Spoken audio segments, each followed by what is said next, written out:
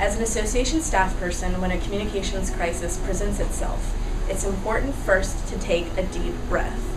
Whatever you're facing, it will pass eventually.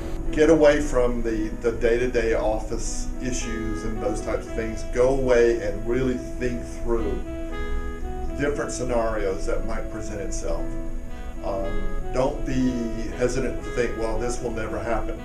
That's, the Peter principle. It will be the one thing that does happen. It will be the thing that happens on a Saturday night at 2 a.m. when nobody's really prepared for it. So I think it's that mentality of really embracing the idea of crisis communications planning and taking that plan and then using that plan when the crisis strikes. Right, and certainly, we're all told, to go through crisis management before it happens. But in reality, it's hard to make yourself, until that crisis hits, it's hard to make yourself do that, because I think everyone has that philosophy, oh, it would never happen to our industry, to me. When you do begin to respond, do so in a way that's logical and defensible at every step, because whatever the crisis is regarding, your response to it will garner just as much attention as the initial crisis, if not more. We always make the comment that everyone thinks that they can do PR. And a lot of it is very much common sense, but it's a matter of when there's a crisis going on, taking a moment to pause, think through the steps, try to see it all the way through, because a lot of times, you're going down this road and something happens where, you get kicked to a side road that you weren't expecting. A really good strategic thought process beforehand really allows you to kind of not only role play, but really think through all the aspects. It is really critical that associations prepare in advance for communications crises because they're inevitable.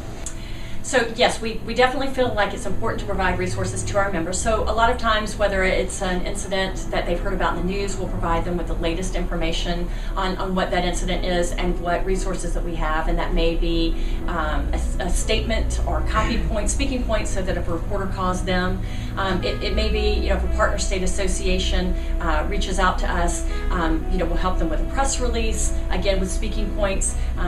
Actually, for our partner state associations, we've put together a whole kit on how to do PR. As a former reporter, I'd like to think the media always has the best interest at heart, but sometimes they're going after whatever's the most sensational. They're trying to meet their deadlines, they're trying to get their scoops, they're trying to get their angles on the story. I understood the agenda that the media had in this story, the time constraints that they were facing, the desires to get the scoop, if you will. But at the same time, it was something that I was certainly cognizant of and trying to meet their needs. But I think in the process of meeting their needs, I may have dropped the ball in explaining it in a nuanced way that they would understand the industry's perspective. And I think that became somewhat of a crisis point as well. Communications crises are definitely magnified by social media. To a large degree, a crisis can spin out of control much faster due to social media. On the other hand, if you have proactive and productive social media mechanisms in place, you have a much larger power to respond to a communications crisis as a result. I think the important lesson from this is to meld both the human interest side of the story as well as the corporate establishment, if you will, our members' side of the story, and merge those two stories together so that people understood that we were responding to a human disaster of just epic proportions, but yet at the same time there were nuances that needed to be conveyed in that message as well. You may not need to use every channel in the event of a communications crisis, but it's important to know that they're functioning properly at all times. Day-to-day kind of, what do we do today to deal with what happened yesterday or what we think may be happening today? And we didn't really have that long-term kind of vision that we needed. But we wanted to be sure that staff felt comfortable and that they at least understood the motivations and the involvement of my association in the program that was being covered in the press at the time. And making sure you stick to that approach, I think it was one of the real lessons that I learned in this.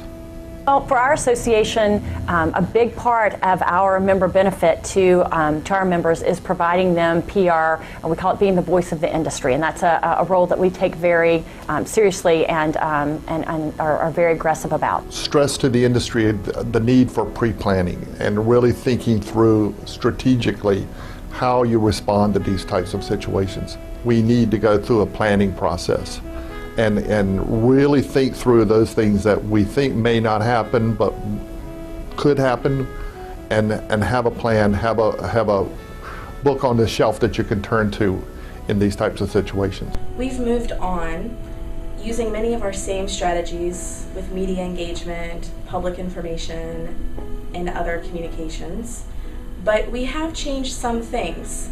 We're more proactive on a regular basis now with reporters. I encourage all of our partner state associations to cultivate a relationship with their local print, television, radio, media, so that when there's a crisis, it's so much easier to have a conversation, work something out with someone that you have a personal relationship with than someone that you've never met before.